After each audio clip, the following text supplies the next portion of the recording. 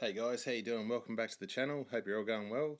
And today I thought we'd go in and have a close look here at some of the roads and lakes that I've plated up here for Ninjago City.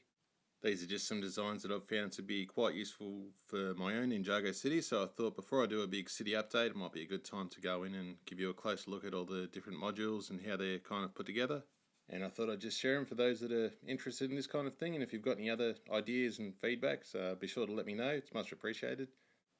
So I've just tried to cram everything I can in here just to show you all the different sort of modules that I've got. You can see some big plates of water, some smaller 16 by 32 plates, some roads, some T-junctions, and some curves as well. So there's a bit of variation, but you can see how across the actual wall between the road and the water there's a similar design that runs through the whole thing.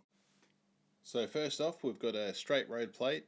You can see one side's tiled off like you see in many Lego cities, just with regular tiles in different sort of variations, just to give it a bit of variety. And the other side we've got the water and the wall to separate the water from the city. And I've kept that design across all the modules there. You can see I've also got a few additions where I've got some lamp posts that I can put on top there as well. And on a couple of these plates I've actually got them sort of customized to the modular that they'll be sort of corresponding with. So you can see this one's for the fire station, and I like the look of that. It looks pretty cool. You can see there with just some of the tilings I've just used some of the new 2x6s and 6x6s, and across here on the wall there's a fairly similar design that goes across the whole thing, and I'll just give you a closer look here just to show you how that all goes together. You can see in the middle there some of those unique Ninjago pieces. I think when I first got the idea of doing a big Ninjago city I ordered about 50 of them. You can also see on the end there I've got the double pins, so one of those will be to connect the rows together and the other one will actually have a light stuck on the other side, to a reflector type light. Moving on now, we've got a actual curve piece. So this was something that I wanted to include a few of. So this was just just a trial, but it seemed to work fairly well. It's just a inside curve of a T-junction there, and just to give you a look at how that goes together, it's fairly simple, but I actually like the way that one came out. Now we've got the actual bigger curve road plate. So this is just a full curve, and you can see there's quite a bit more water on this one, so that actually adds some mass to the big lake there. So I like that one as well. We've got the inside there tiled off. It was a little bit difficult with that one, but just to give you a closer look at how this one sort of goes together, it's the brick wall's made of hinges, and that's just sitting on some tiles. So hopefully there's not too many gaps, and it'll work fairly nicely. So just give you a look there at just some of the tiles and a lot of those corner angled plates. And if I take this off just to show you how it sort of sits in there, so you can see just a lot of tiling just to fill in the blanks, and so you don't see too much space either side of that wall.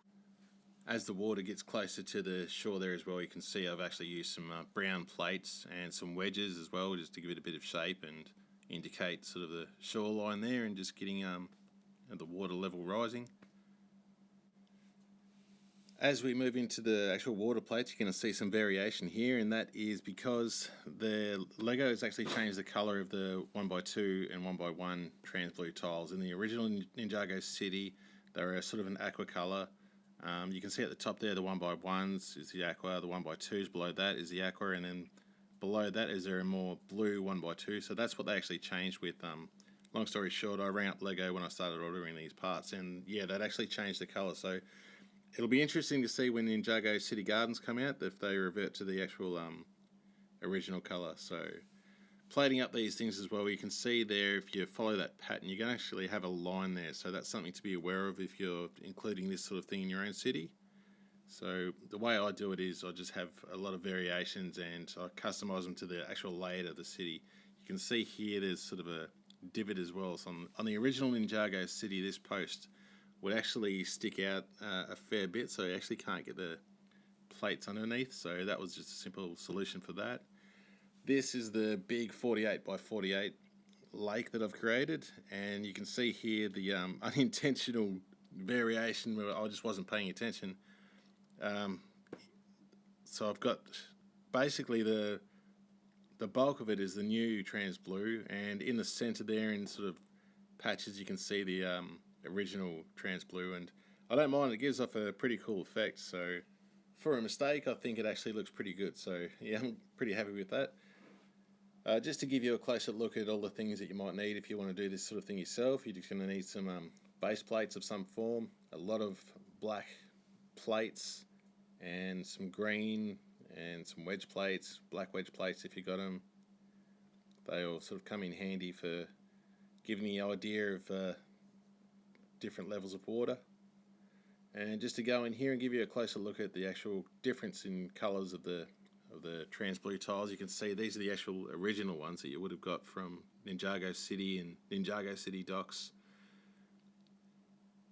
Actually brought in the 1x1s as well, and now they've just released the new 1x1, so that's a darker, more blue, less aqua sort of colour. So it's getting harder to get the old original Trans Blue. I've actually got a lot of the newer ones, so if Ninjago Gardens goes back to the original, I'll be very, very happy.